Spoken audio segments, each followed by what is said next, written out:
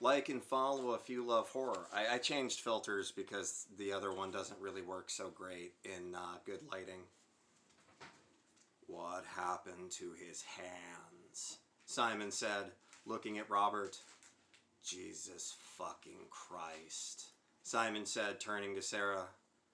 Cela necessite un poison forte. The Slav said in perfect French as he turned to Ines. Simon didn't know French. You're welcome to run for the mooring hook, Lydia, but you won't have the resolve to use it. Lydia was indeed thinking about running for the mooring hook, but froze in place by the idea that Simon knew. He walked past Teddy and only regarded him for a second. Teddy could see where gills had formed along Simon's ribs. When he spoke again, it wasn't clear at first if he addressed Teddy. I can hear it. In here. With me. His voice was now altogether different. Even the slight accent was gone. It was dry and throaty. It tells me to bring you into its fold. It wants horrible things for each of you. Simon, Sarah said, firm in her tone, though she was scared as hell. You're very sick. We want to help you, but you need to listen to us and trust us. Oh, he said, I trust you implicitly. I trust you to try and restrain me, to resist me. It would be a disappointment if you didn't try to resist. You opened up to it so marvelously. You can't help that you did. You confess yourself to it, Sarah, without even meaning to. Wow, it's kind of hard to keep doing that. The group spread out in a circle around him, putting Simon at the center. For the moment, they kept their distance. Sarah did her best to keep focused on her. Listen to me, Simon, she started. Bargaining already, he interrupted her. And you might as well stop calling me Simon. He's almost gone now, like being slowly swallowed by a snake, alive and whole. We're going to help you, but you need to listen to us. She ignored his words and slowly moved forward, hands outstretched. It is listening. Gladly. He reached out to receive Sarah's hand, which caused her to seriously hesitate.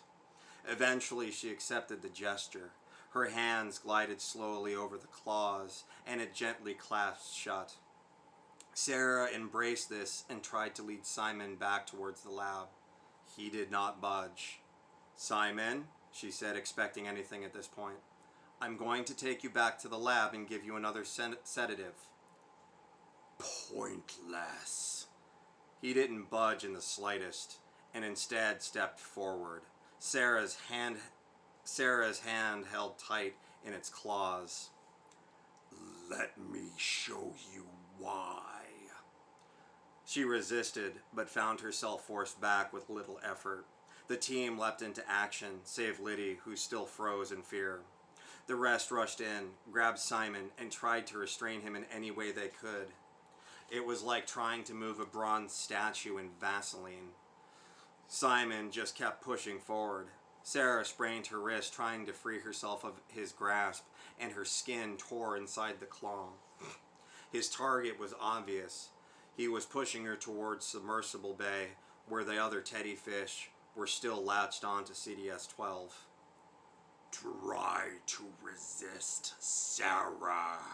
Try your very best, Simon said. It likes that you want to resist. It likes that you're afraid. Robert wrapped himself around Simon's arm and pulled hard with everything in him. From behind, Lydia appeared with the mooring hook. She jabbed the point into his grip and wedged the hook in. It dug deep into Sarah's hand, but she managed to force the claw open. Sarah darted out of the way, and everyone else let go, then moved back. Simon grabbed the hook, plucked the shaft out of Liddy's hands, swept her legs out from under her, then used it to catch her by the shirt and effortlessly slide her into the sub-bay. Simon, now armed with Liddy's mooring hook, turned to face the rest of the team. His appearance had changed radically. His face was now bulging, almost completely featureless. His eyes, nostrils, and mouth were simple slits. Behind him, the crew watched Liddy splash and scream in a panic as she struggled to get out of the sub-bay. She didn't make it far before a frilled fin darted across the water and slammed into her side. There was a splash of blood and water, then Liddy went under. The crew watched in horror as only her hand broke the surface in a struggle, reaching desperately for help. Moments later, she resurfaced and limply dragged herself out of the water. A teddy fish had latched onto her stomach. A limited supply, but we'll have enough for all of us shortly. Simon's voice was now throaty. It cracked with every word. Though he seemed to speak in a whisper, everyone could hear him clearly, as though whispering directly into their ears. She is now a part of it, as soon you all will be. Let's rush him, suggested Enos. Yeah, we did a great job last time, Robert shook his head. Sarah, hand mangled by Simon's claw and dripping with blood, spoke. Simon, come with us to the surface. Let us help you. You refuse to see what's happening here. Simon wagged his finger, or claw rather, condescendingly. It knows you don't want to understand, but you will. We're not going to the surface. Not yet. With due respect, Sarah, this isn't a rescue operation anymore. Packer didn't respond to Simon's threat and focused on getting everyone on the same page. That's Simon you're talking about, Teddy snapped, though even he wasn't sure. I don't think it is, Enos said. From across the room, Liddy cried, Get it off of me! Please continue to resist. Simon cast aside the mooring hook, like he wanted to seem less threatening and entice an assault. Nobody touch him, Robert said and gestured for everyone to fan out. He knows he's stronger than all of us. He's counting on it. But his body is still going through changes. I bet he's not that fast. You're not going to do anything, Robert, Simon said bluntly. I can hear it in your head, cycling through all the possible actions. You know you don't have what it takes to execute any of them. You're trying to convince yourself not to run, but you're going to. All of you are.